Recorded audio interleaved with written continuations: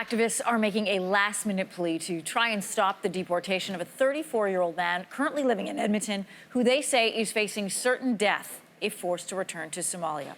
Elle Jones is one of the people behind this move, and she is our guest on Your Morning today. Good morning to you. Good morning. Abdullahi Elmi came to Canada from Somalia. He was just 10 years old. Right now, as we mentioned, he is facing deportation because he has a criminal record, which includes assault-related charges. Canadian Border Services spokesperson says that Elmi has committed extensive crimes within Canada and is considered a danger to the public. Why does he, in your opinion, deserve to stay in Canada? So this case is very, very similar to the case of Abdul Abdi, which was won and fought last year.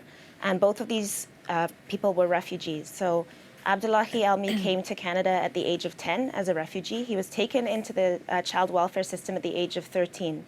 So at that point, his parents did not have custody of him. His mother didn't have custody of him. The state had custody of him. And as in the case of Abdul Abdi, they did not seek his permanent residency or his citizenship for him. So because of the failure of Canada and the people who are in charge of Abdullahi Elmi and had his well-being in their care, that's what makes him eligible for deportation. So just like with Abdul Abdi, we feel in this case it's Canada's responsibility, and to deport him would be a great injustice. Elmi was just 10 years old when he came here. We know he has no known family back in Somalia, doesn't speak the language. Why do you fear he will face certain death? So the area that they're trying to deport him to, Kismayo, actually faced a terrorist attack only weeks ago where Somali-Canadian journalist Hoda Nalea was killed. So the claim by Canadian Border Services that this is a safe area to deport to, I think, is clearly dubious. So it's very concerning. He doesn't speak Somali. He was in the child welfare system.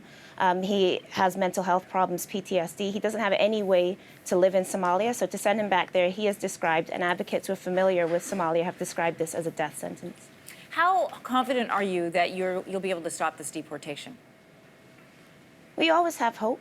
With Abdul Abdi, of course, that case also had a victory in court. And one of our concerns is, despite the ruling in that case, which is very clear about the role of human rights, Canada's role under the Charter, our obligation, and under international law to protect child refugees, we did not see that ruling active in this case. So Canada does have a precedent for understanding the rights in this case. However, it's very, very urgent. The deportation is scheduled for this week.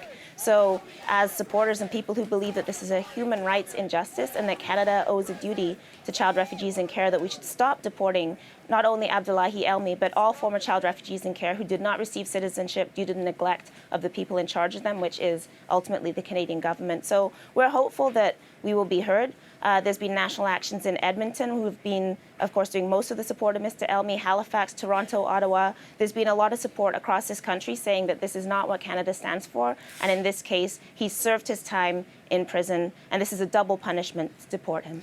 Elle Jones, thank you for joining us this morning. Thank you very much. All right.